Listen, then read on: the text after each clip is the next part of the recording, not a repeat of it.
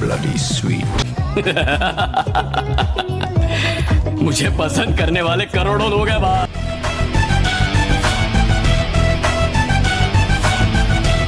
আজকের এই ভিডিওতে আমরা জানবো থালাপতি বিজয় সম্পর্কে। সম্প্রতি তিনি রাজনীতিতে আসার কারণে তাকে নিয়ে অনেক চর্চা করা হচ্ছে। আর তাছাড়া আপনারা অনেকে জানতে চেয়েছেন থালাপতি বিজয় সম্পর্কে, কিভাবে তিনি সিনেমা আসলেন আর রাজনীতিতে বা কিভাবে ঢুকলেন। তো যেমনটা জানেন, বিজয়ের আসল নাম হচ্ছে জোসেফ বিজয় চন্দ্রশেখর। তিনি জন্মগ্রহণ করেছিলেন 1974 সালে ভারতের মাদ্রাসে। তো সেই হিসেবে তার বর্তমান বয়স হচ্ছে 50 বছর। আর তার উচ্চতার ব্যাপারটি হচ্ছে তার উচ্চতা 5 ফুট 10 ইঞ্চি। তার ধর্ম হচ্ছে খ্রিস্টান। তার বাবার নাম হচ্ছে এস এ চন্দ্রশেখর। তিনি তামিল সিনেমা ইন্ডাস্ট্রির অন্যতম জনপ্রিয় একজন পরিচালক। তার মায়ের নাম হচ্ছে শোভা চন্দ্রশেখর, যিনি পেশায় একজন তামিল প্লেব্যাক সিঙ্গার। তো বিজয় মোটামুটি স্টার পরিবার থেকে এসেছে। এবার আমরা বিজয় সম্পর্কে কিছু ফ্যাক্ট জানবো, যেগুলো হয়তো আপনারা এর আগে কখনোই শোনেননি। নাম্বার 1, বিজয় খুব ছোটবেলা থেকে অভিনয় শুরু করেছিলেন। মাত্র 10 বছর বয়সে তিনি প্রথমবার তার বাবার পরিচালিত ভেত্রি সিনেমায় অভিনয় করেন। এরপর তাকে সুপারস্টার রজনীকান্তের সঙ্গে একটি ছবিতে শিশু শিল্পী হিসেবে দেখা যায়। সেখান থেকে রজনীকান্ত বিজয়ের প্রেরণা হয়ে ওঠে। অনেক ইন্টারভিউতে বিজয় নিজে বলেছে, যদি রজনীকান্ত না থাকতো তাহলে আমি কোনোদিন অভিনেতা হওয়ার কথা ভাবতামই না। নাম্বার 2, বিজয়ের জীবনের সাথে একটি ইমোশনাল কাহিনী জড়িয়ে আছে। তার ছোটবেলায় তিনি তার বোনকে হারান ব্লাড ক্যান্সারের কারণে। তখন বোনের বয়স ছিল মাত্র 2 বছর আর বিজয়ের বয়স ছিল 8 বছর। এই সময়টা তার জীবনের জন্য ছিল ভীষণ কঠিন। বিজয়ের মা এক সাক্ষাৎকারে বলেছিলেন, বিজয় তার বোন বিদ্যার প্রতি ভীষণ মায়া দেখাতো এবং তার বোনকে অনেক বেশি ভালোবাসতো। কিন্তু তার ছোট বোনের মৃত্যুর পর থেকে বিজয়ের ভেতরে পরিবর্তন আসে। তিনি মানুষের সাথে কথা বলা প্রায় বন্ধ করে দেন এবং খুবই শান্ত স্বভাবের হয়ে যান। আর আমরা সবাই বুঝতে পারি ভাই বোনের আবেগময় সম্পর্ক কতটা গভীর হতে পারে। আজও বিজয়কে শান্ত আর সিরিয়াস স্বভাবের মানুষ হিসেবে দেখা যায়। আর এর বড় কারণ সম্ভবত তার শৈশবে ঘটে যাওয়া সেই দুঃখজনক ঘটনা। নাম্বার 3, বিজয়ের বাবা সবসময় চাইতো যে বিজয় ডাক্তার হোক, কারণ মেয়েকে হারানোর পর তার বাবা মনে করেছিল ছেলেকে ডাক্তার বানালে হয়তো মানুষের জীবনে অবদান রাখতে পারবে। কিন্তু বিজয়ের ডাক্তার হওয়ার কোনো আগ্রহ ছিল না। ছোটবেলা থেকে তিনি ঠিক করে নিয়েছিলেন যে তিনি অভিনেতা হবেন। একদিন তিনি তার বাবাকে এই ইচ্ছা বলে ফেলেন। তার বাবা শুনে প্রথমে রেগে যায় এবং বলে, ঠিক আছে, যদি অভিনেতা হতে চাও তাহলে আগে একবার অভিনয় করে দেখাও। তখন বিজয় রজনীকান্তের একটি ছবির মনোলগ দৃশ্যে অভিনয় করে দেখান, যা দেখে তার বাবা ভীষণ অবাক ও মুগ্ধ হয়ে যায়। সেই মুহূর্ত থেকে তার বাবার মনে হয় বিজয়কে একজন অভিনেতা বানানো যেতে পারে। নাম্বার 4, বিজয় প্রথম লিড রোলে আসে 1992 সালের নালাইয়া থেরুপু ছবিতে। তখন তার বয়স ছিল মাত্র 18 বছর। ছবিটি পরিচালনা করেছিলেন তার বাবা নিজেই। তবে দুর্ভাগ্যজনক বিষয়টি হচ্ছে ছবিটি বক্স অফিসে ফ্লপ হয়। এমনকি একটি ফিল্ম ম্যাগাজিনে বিজয়ের অভিনয় আর চেহারাকেও প্রচণ্ড সমালোচনা করা হয়েছিল। সেই লেখাটি পড়ে 18 বছরের কিশোর বিজয় পুরোপুরি কেঁদে ফেলেছিল। তিনি বুঝতে পারছিলেন না মানুষ কেন তাকে এতটা সমালোচনা করছে। এরপরও একের পর এক বেশ কয়েকটি ছবি তার ফ্লপ হয়, কিন্তু ধীরে ধীরে দর্শকরা তার অভিনয়কে গ্রহণ করতে শুরু করে। ধীরে ধীরে তিনি রোমান্টিক হিরো হিসেবে জনপ্রিয় হয়ে ওঠেন। আর মজার ব্যাপারটি হচ্ছে যে ম্যাগাজিন তাকে একসময় সমালোচনা করেছিল, বিজয় সফল হওয়ার পর সেই ম্যাগাজিন তাকে ফ্রন্ট কভারে প্রকাশ করে। আর এটা দেখে বোঝা যায় মিডিয়ার ডাবল স্ট্যান্ডার্ড কতটা স্পষ্ট। যখন খারাপ সময় থাকে তখন মিডিয়া ইমেজ নষ্ট করে, আর যখন সফলতা আসে তখন সেই একই মিডিয়া সেই সফলতার গল্প প্রচার করতে ছুটে আসে। নাম্বার 5, বিজয়ের লাভ লাইফ অনেক ইন্টারেস্টিং গল্প। 1999 সালে তিনি বিয়ে করেন সঙ্গীতা স্বর্ণালিঙ্গমকে, যিনি প্রথমে ছিলেন শুধু বিজয়ের একজন বড় ভক্ত। আসলে এক ছবির শুটিং চলাকালে সঙ্গীতা বিজয়ের সঙ্গে সেটে দেখা করতে আসেন, আর সেখান থেকে শুরু হয় তাদের বন্ধুত্ব। পরে সেই বন্ধুত্ব পরিণত হয় বিবাহে। নাম্বার 6, থালাপতি বিজয়ের আসল নাম হচ্ছে জোসেফ বিজয় চন্দ্রশেখর। আর থালাপতি নামটি আসলে দিয়েছে ভক্তরা। থালাপতি শব্দের অর্থ হচ্ছে কমান্ডার বা নেতা। 1994 সালে রাশিগান ছবিতে তার নাম থালাপতি বিজয় হিসেবে ক্রেডিটে লেখা হয়েছিল। সেই থেকে ভক্তরা তাকে এই নামেই ডাকতে শুরু করে, আর আজকে এই নামে তার সবচেয়ে বড় পরিচয়। নাম্বার 7, অনেকেই জানে না যে মিস ওয়ার্ল্ড হওয়ার পর প্রিয়াঙ্কা চোপড়া তার অভিনয় জীবন শুরু করেছিলেন একটি তামিল সিনেমার মাধ্যমে। সিনেমাটির নাম ছিল থামি যান, যেখানে নায়ক হিসেবে ছিলেন থালাপতি বিজয়। এই ছবিটি বক্স অফিসে হিট হয়েছিল, আর সেই সফলতার পরপরই প্রিয়াঙ্কা চোপড়া বলিউডে বড় বড় সিনেমা করার সুযোগ পায়। নাম্বার 8, 2000-এর দশকের শুরুতে বিজয় সিদ্ধান্ত নেন অ্যাকশন সিনেমাতে কাজ করার। আর 2004 সালে তার ঘিলি সিনেমার মাধ্যমে প্রমাণ হয়ে যায় এই সিদ্ধান্ত একদম সঠিক ছিল। ঘিলি তখন তামিল সিনেমার সবচেয়ে বড় হিট, যা মোটামুটি 50 কোটি টাকার ব্যবসা করেছিল। এখনকার দিনে হয়তো 50 কোটি অনেক বড় সংখ্যা মনে হয় না, কিন্তু 2004 সালে একটি রিজিওনাল ফিল্মের জন্য এটি ছিল বিশাল রেকর্ড। এমন রেকর্ড তখন শুধুমাত্র সুপারস্টার রজনীকান্তের সিনেমায় করত, যার সর্বোচ্চ আয় ছিল তখন 44 কোটি। ঘিলি এই রেকর্ড ভেঙে বিজয়কেও সুপারস্টারের মর্যাদায় বসিয়ে দেয়। পরবর্তী সিনেমাগুলো তার এক একটি রেকর্ড গড়ে তুলেছিল। নাম্বার 9, বিজয়ের রিমেকের কাহিনীও বেশ মজাদার। থালাপতি বিজয় এতই জনপ্রিয় তামিল অভিনেতা যে তার প্রায় সব ছবি হিন্দিতে ডাব করা হয় এবং প্রচুর রিমেকও তৈরি করা হয়। ফর এক্সাম্পল, অক্ষয় কুমারের হলিডে সিনেমাটি ছিল বিজয়ের থুপাক্কি সিনেমার রিমেক, আর সালমান খানের ওয়ান্টেড সিনেমাটি তৈরি হয়েছিল বিজয়ের পোখিরি সিনেমা দেখে। হ্যাঁ, পোখিরি এর আগে এটি তেলুগু মহেশবাবুর সঙ্গে বানানো হয়েছিল, কিন্তু বিজয়ের তামিল রিমেক দেখে প্রযোজক প্রভুদেবাকে ওয়ান্টেডের জন্য দেন। মজার ব্যাপারটি হচ্ছে সালমান খান তখন ক্যারিয়ারের মন্দ অবস্থায় ছিলেন এবং একটি হিট ছবির প্রয়োজন ছিল। একবার চিন্তা করুন, যদি প্রডিউসাররা বিজয়ের ছবি না দেখত তাহলে ওয়ান্টেডের মতো শক্তিশালী কামব্যাক হতোই না। নাম্বার 10, সুশান্ত সিং রাজপুত এবং বিজয়ের সঙ্গে একটি অদ্ভুত সংযোগ রয়েছে। বিগেল সিনেমাতে বিজয়ের চরিত্রের দুটি সময়কাল, যুবক বয়স এবং প্রবীণ বয়স দেখানো হয়। যুবক চরিত্রটি বিজয় অভিনয় করেছেন, কিন্তু প্রবীণ বয়স দেখানোর জন্য অন্য কোনো অভিনেতাকে নেওয়া হবে এটা ভাবা হচ্ছিল।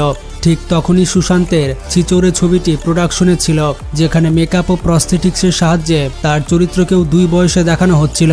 বিগেলের নির্মাতারা এটি দেখে বিজয়কে কিছু স্কেচ দেখান এবং জানান একই প্রযুক্তি ব্যবহার করে তাকে প্রবীণ দেখানো সম্ভব। বিজয় সুশান্তের লুক দেখে খুবই মুগ্ধ হন এবং পরে বিগেলের জন্য চিচোরের মেকআপ আর্টিস্ট প্রীতিশীল সিংকে নিয়োগ দেন।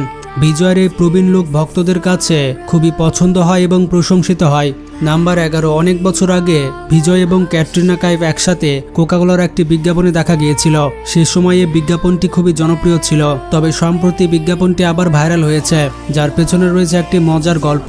এক সাক্ষাৎকারে ক্যাটরিনা বলেছিলেন এই বিজ্ঞাপন শুট করতে গিয়ে তিনি বিজয়ের নম্র ও বিনয়ী স্বভাবের সঙ্গে পরিচিত হন। ঘটনাটি হচ্ছে, শুটিংয়ের শেষ হয়ে গিয়েছে, সবাই তখন প্যাক আপ করছে, তখন বিজয় ক্যাটরিনার কাছে বিদায় বলতে আসে, কিন্তু ক্যাটরিনা তখন ফোনে ব্যস্ত ছিলেন। পরে যখন তিনি বুঝলেন বিজয় থালাপতি শুধুমাত্র বিদায় জানাতে দাঁড়িয়েছিলেন এবং কাউকে বিরক্ত করতে চাচ্ছিলেন না, তখন এই ছোট্ট ভদ্রতা দেখে ক্যাটরিনা খুবই মুগ্ধ হন এবং ক্যাটরিনা এই বিষয়ে একটি মন্তব্য করেছিলেন। And I see that it's the guy in the ad with us who is an actor, South superstar. His name is Vijay. Yeah. And he was so polite. He was waiting not to disturb me to say goodbye. Oh, wow. That is so very polite. Number 12, বিজয়কে আজ পর্যন্ত মাত্র একটি হিন্দি সিনেমাতে দেখা গিয়েছে এবং সেটিও কেবল কয়েক সেকেন্ডের জন্য। 2012 সালে মুক্তিপ্রাপ্ত রাউডি রাথোর ছবিতে তিনি অক্ষয় কুমারের সঙ্গে একটি গানে উপস্থিত ছিলেন।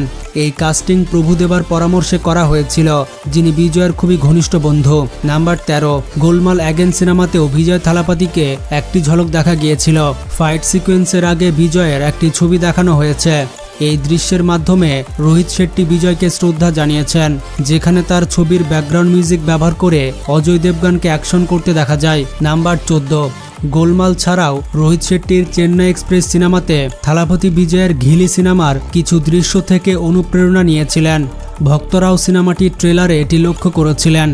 বলিউড প্রায় দক্ষিণী সিনেমার কাছ থেকে অনুপ্রেরণা নিয়ে থাকে এবং অনেক সময় এটি কোনো ক্রেডিট ছাড়াই হয়।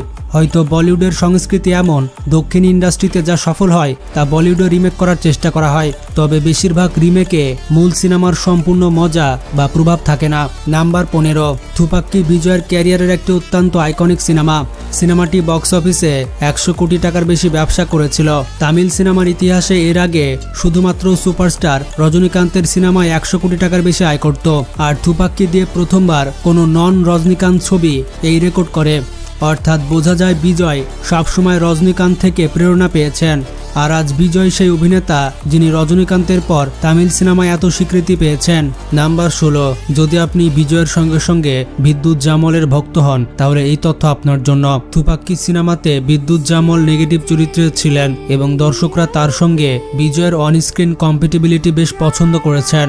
বিজয় তার চরিত্রের জন্য পুরস্কার পান, কিন্তু বিদ্যুৎকেও তার নেগেটিভ রোলের জন্য সিমা অ্যাওয়ার্ড দেওয়া হয়, যা দক্ষিণ ভারতীয় ইন্ডাস্ট্রির অন্যতম মর্যাদাপূর্ণ পুরস্কার। বিদ্যুৎ ছবিতে তার চরিত্র খুব নিখুঁতভাবে অভিনয় করেছেন। যদি হলিডে সিনেমাতে তাকে ভিলেন হিসেবে নেওয়া হতো তবে সম্ভবত অক্ষয় কুমারের জন্য এত হাইপ তৈরি হতো না। নাম্বার 17, থালাপতি বিজয়ের ছবি সামাজিক দিক থেকে অনেক গুরুত্বপূর্ণ।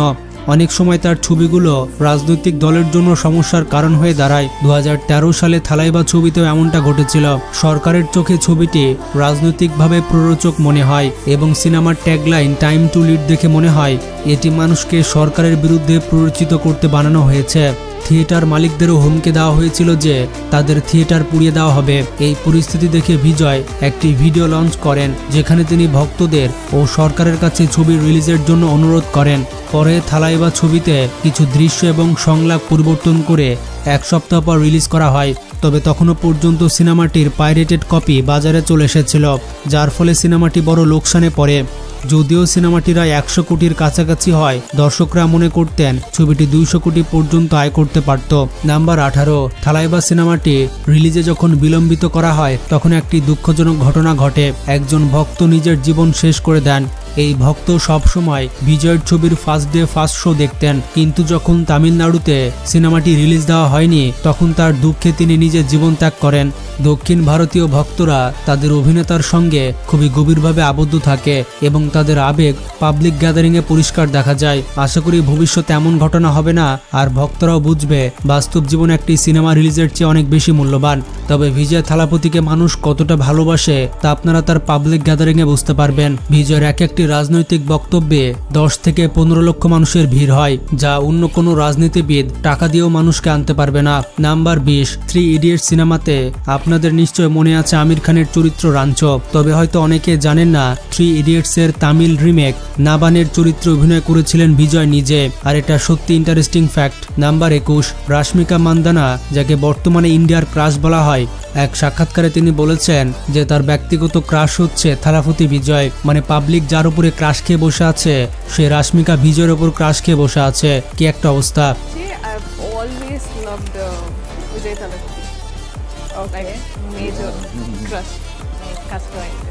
নাম্বার 22, বিজয় এক ছবির শুটিংয়ের জন্য যুক্তরাষ্ট্র যান।